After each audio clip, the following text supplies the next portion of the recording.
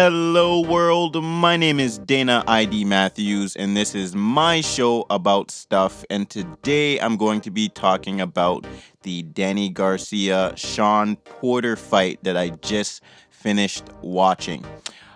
So the winner was Sean Porter. It was a unanimous decision. I think he won by 3 or 4 rounds on each of the scorecards. And the fight itself was really good, just, first and foremost. It did pan out the way I thought, where I mentioned on Twitter that it would be that Sean Porter would win in a close decision. Even though, it was a unanimous decision win, it was still a really close fight where a lot of the rounds were, swing rounds, where it could have went either way depending on the type of style that you like more, basically. The reason I picked Sean Porter the first time around was because I didn't think that Danny Garcia would be able to keep up with Sean Porter's pace. I know a lot of people like to say that Sean Porter mauls and he smothers his own punches, and he does at times, but I don't know, maybe him and his dad, Porter and his dad were training on this specifically, but I'm sure, y'all that watched the fight noticed Sean Porter was boxing in there. His movement, just, going from side to side and keeping a consistent movement was very, very good. He was shooting the jab very well, and I think that's the main thing that set up the rest of his shots and what made Danny gun shy. I noticed that in the middle rounds, Sean started not using a jab as much, and that's when Danny was catching him with that left hook, which it is a really good left hook. I have to admit, like it's a really strong, full-weighted welterweight left hook that I think could hurt anybody. However, before the match, everybody was talking about this left hook like it was, the biggest thing.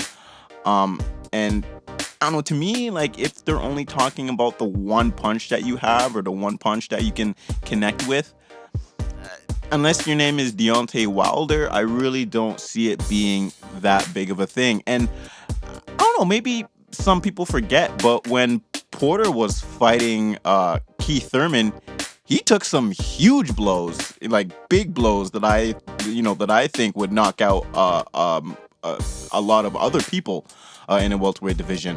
And there's a few that buckled Sean, and he clearly went down, but somehow managed to have his wits about him and continue on fighting, and he never went down in that fight, which is astounding. So I thought, if Keith Thurman's a power puncher, if Keith Thurman can't put him down, can't put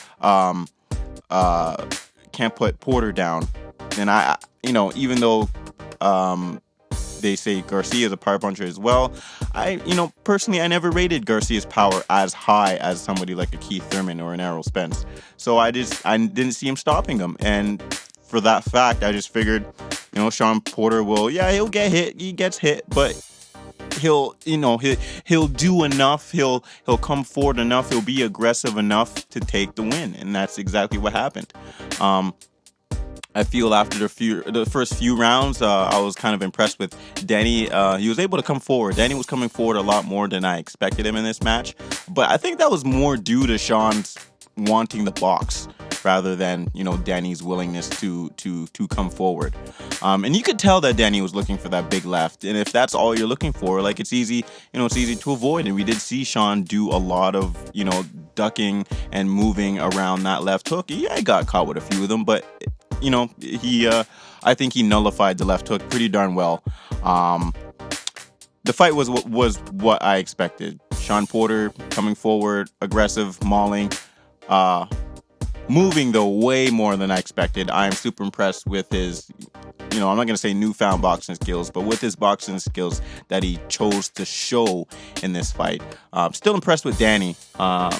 He's still an elite fighter at welterweight, just maybe not, the top, 3 or top 4. But 4, 5, 6, he's up there, and he could get better. Like, I would love to see a rematch, and I would still love to see him against Errol Spence or Keith Thurman if he manages to get in the ring. But I definitely see him losing by KO against Spence. That's for sure. And But just realistically, there's not too many people I see Danny losing against in the welterweight division. So I would love to see him continue to fight more. He's still, 2 losses is nothing. He's still young.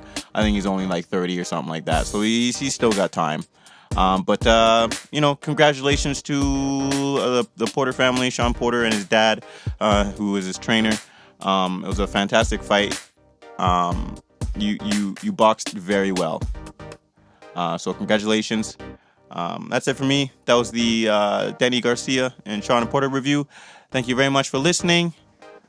I'll see you when I see you. Peace out.